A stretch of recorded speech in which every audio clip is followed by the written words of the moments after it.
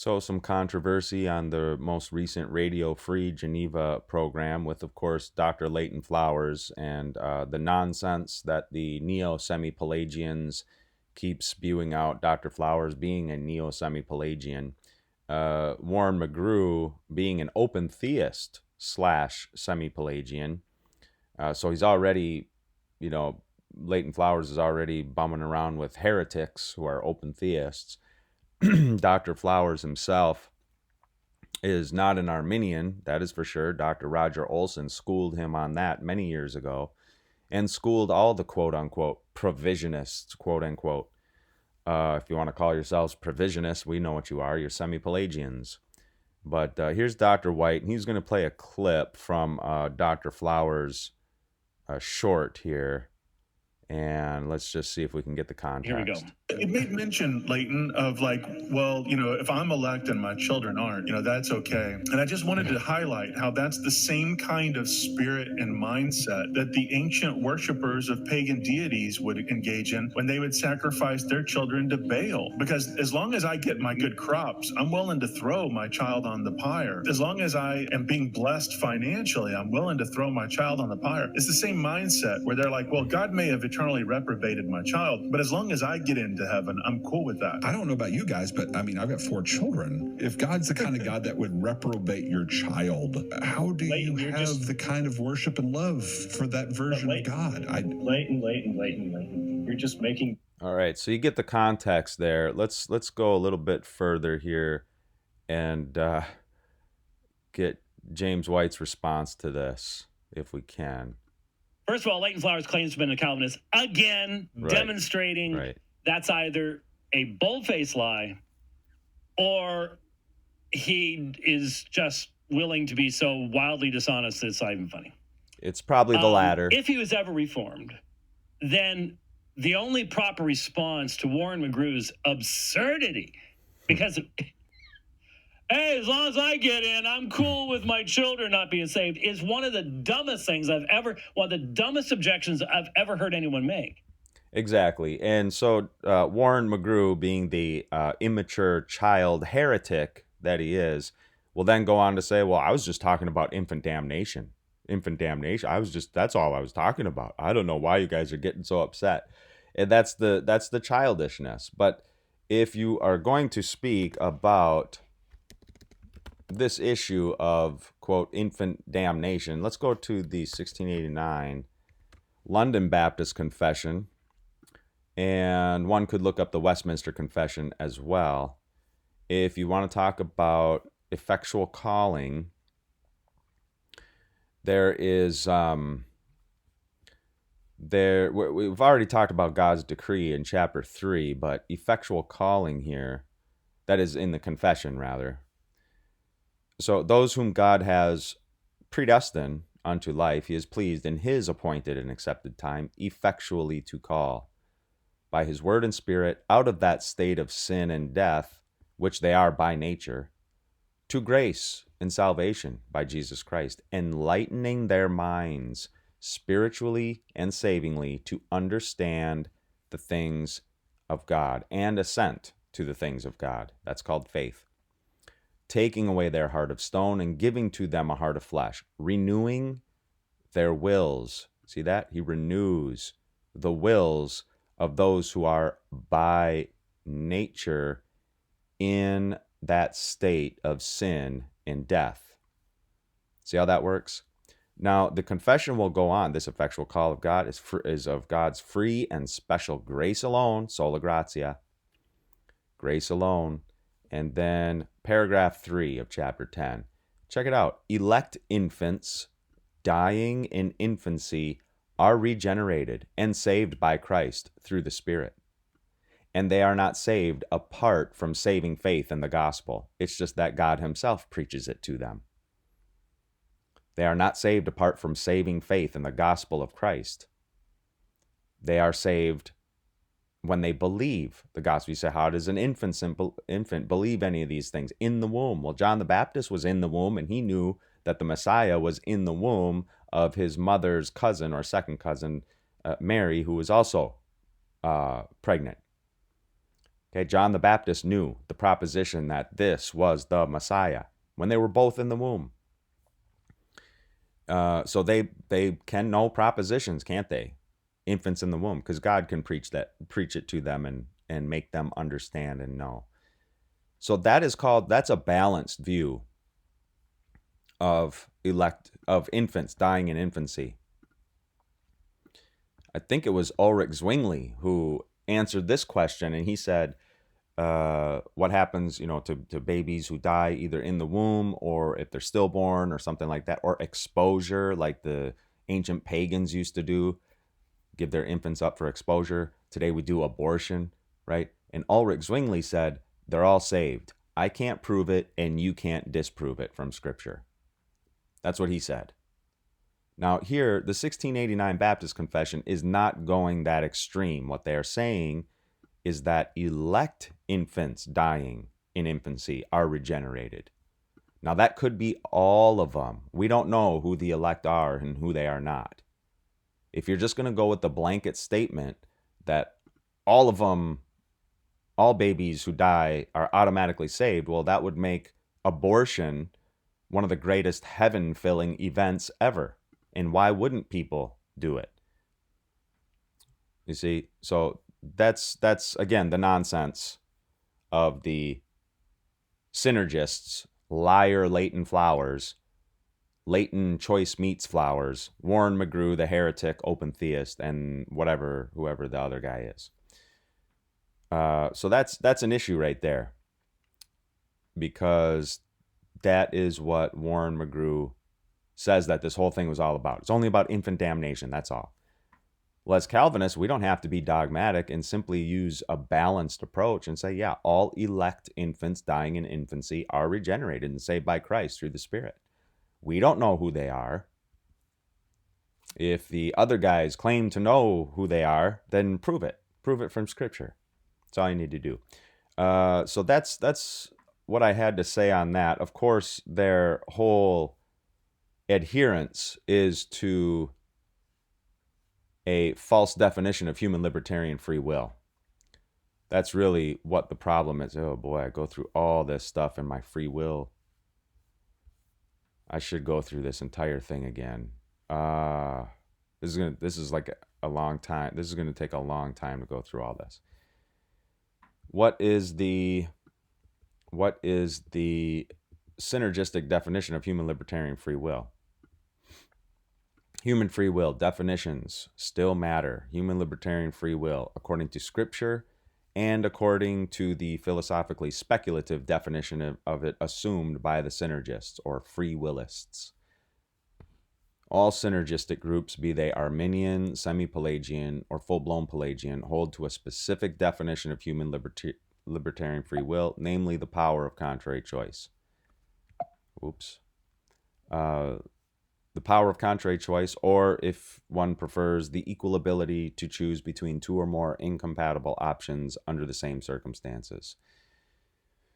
This false definition of human free will is a veiled affront to the omnipresence of the triune God, and this is exactly what the open theists deny. They must deny the omnipresence of God. Omni meaning all, pre meaning beforehand, and scientia meaning knowledge.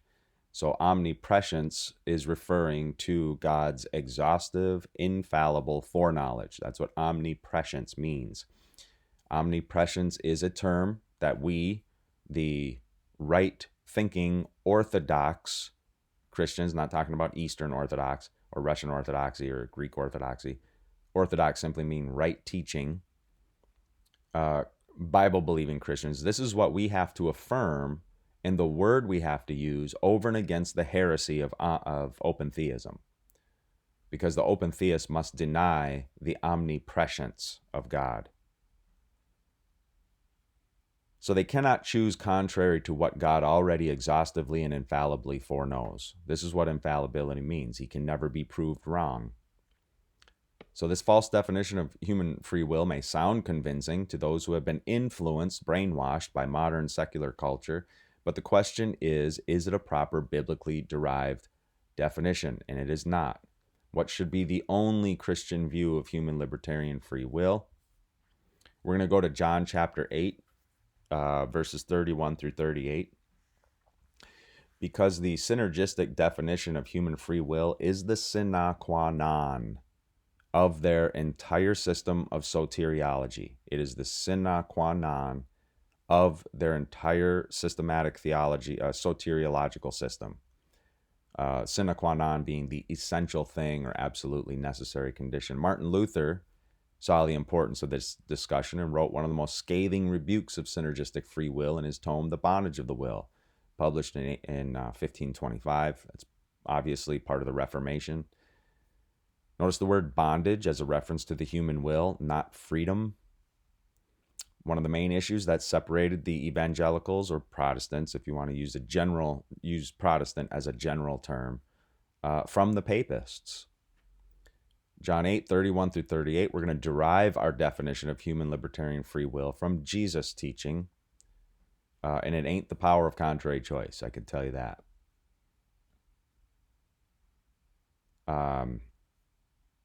Because their definition either presupposes that God is not omnipresent, open theism, or it makes God's omnipresence dependent on the creation and decisions of creatures. That's Molinism. Molinism does that. I have a clip where Dr. William Lane Craig says God's knowledge is dependent on the events that occur in time. I have Pastor Mike Winger where he says God's knowledge is dependent on the choices that I make. Okay? That's obviously fallacious. Blasphemy. So Jesus said to the Jews, if you abide in my word, you will know the truth, and the truth will set you free. So freedom is in truth, and anyone who practices sin is a slave to sin. So there's freedom in righteousness or holiness. Here, there is freedom in truth. So you got to include both of those things in the definition of freedom. So what is the truth? Obviously, Pontius Pilate asked that. What is truth? Probably held that all truth is relative to the one holding it, or my truth is different than yours. But Jesus said, for this purpose I was born, and for this purpose I've come into the world, to bear witness to the truth. Everyone who is of the truth listens to my voice. The most fundamental thing we can say about truth is that it is propositional in nature. Remember in his book, The Bondage of the Will, Luther wrote that the whole of Christianity is made up of assertions or propositions. Take away assertions, said Martin Luther, and you take away Christianity. There is no Christianity without propositions. In fact, if we look at the book of Genesis, we find that there is no creation itself without propositions from God, God commanding it to come forth from his words, his voice, his speaking. No one can communicate any truth without a proposition or a group of propositions. Luther called them assertions. And what we mean by propositions or assertions are simply words put together that mean stuff. Words put together that mean stuff. The Bible begins with a proposition. Genesis chapter 1, verse 1. In the beginning, God created the heavens and the earth. As Christians, we assent that this is a truthful statement and not an erroneous one, not a false one. That's called faith. Faith is assent to the truthful propositions of Scripture. Saving faith is assent to the truthful propositions of the gospel concerning the Christ. What God says is true. He's not a liar. The devil is the father of lies, not Yahweh. Deception is when a person believes a false proposition to be true and subsequently the true propositions to be a lie. Let's see. Errors, falsehoods are also propositional in nature. Yep, Satan uses them. Truth and lies are therefore antonyms, but both are propositional in nature. Jesus says the truth will set you free. The opposite of freedom, obviously, is slavery. So what is it that enslaves if the truth sets you free? Errors, falsehoods, and lies are what enslave human beings. They enslaved our first parents, the fall of Adam and Eve. Even Eve said, the serpent deceived me. He spoke false words, and I believed them to be true, is what she is saying there, since that's what deception is. God said, you will surely die. The serpent said, you will not surely die. Those are blatant contradictions. Thus, when Adam and Eve partook, it was simply the outward demonstration that they already believed the serpent's words to be true, and thus believed God's words to be a lie. Law of contradiction applies here. A cannot be both A and not A at the same time. The serpent's words, yep, they believed them to be true. So the first part of the definition of human free will, according to John 8:32, is a will that never assents to any errant proposition as if it were true. It is inerrant. Inerrancy. Jesus never assented to any errant propositions as if they were true. In fact, he fought against error with the truth. Jesus was and is the ultimate apologist. So the glorified saints at the second advent will also never again assent to any errant propositions as if they were true. They will never again believe the lies, errors, or falsehoods of the world or anyone in it. Again, this awaits the glorification of the saints at the second advent. So the next part, he who practices sin is a slave to sin. What is the opposite of sin? Holiness, righteousness. With regard to God's law specifically, since sin is any lack of conformity unto or transgression of the law of God. So righteousness, holiness is conformity to the law of God, obviously. And that's freedom, because the opposite of slavery is freedom. He who practices sin is a slave to sin. He who practices righteousness, holiness, is free. God's law and walking in perfect accordance with it. Therefore, the second part of this biblically derived two-part definition of human free will is a will that never wills to do anything other than that which is good and well-pleasing to God. Human free will involves impeccability, sinlessness with respect to God's law. It entails sinless perfection. Jesus also possessed this attribute as well as the first. He never assented to any errant propositions as if they were true. That is, he was never deceived by errors, falsehoods, and lies. And he never willed to do anything other than that which was good and well-pleasing to God. Jesus was impeccable. He was sinless. Right? That's what impeccability means, sinless. And he was infallible, inerrant, without error. And the glorified saints will also be impeccable at the second advent. So these are the two-part definition. Never assenting to errant, human libertarian free will is never assenting to any errant, lying, false propositions as if they were true, and a will that never wills to do anything other than that which is good and well-pleasing to God. Let's see. Let's go back to the 1689 too for a second here, because they have a chapter. It's the chapter right before this one, chapter 9 of free will. Okay, there's an entire chapter of free will. Let's just. I want to scroll down. Man in a state of infancy had freedom and power to will and to do that which was good and well pleasing to God. See, that was their freedom, not the power of contrary choice. Their freedom was they had the power and the will to do only that which was good and well-pleasing to God,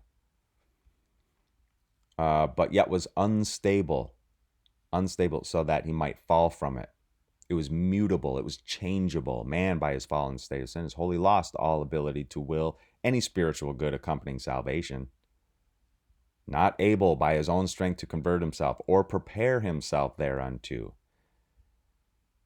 When God converts a sinner, translates him into the state of grace, he frees him from his natural bondage under sin by his grace alone, again, yet so as by reason of his remaining corruptions, he does not perfectly nor only will that which is good, but also wills that which is evil. Again, notice the balance in the confession. Check it out, though. Paragraph 5, this is the last paragraph to the chapter of free will. This will of man is made perfectly and unchangeably free, that is, immutably free, to good alone, in the state of glory only, in the state of glorification only. Absolutely brilliant. So Jesus had a perfect human libertarian free will, and so will the saints at the second advent. Right now, obviously, Christians were a mixed bag. That's what the confession says. And I agree with that 100%. But let me know what you think in the comments down below. 20 minutes. We could go through this. We could go through a lot more of these issues, obviously. The grace of God alone in salvation. We could go through Martin Luther's The Bondage of the Will. Got a whole thing here on the bondage of the will. Look at that. Bondage of the will, Martin Luther, necessity of assertions. Notice it's called the bondage of the will, not the freedom of the will. So, anyway, let me know what you think. Talk to you soon. Soli Deo Gloria.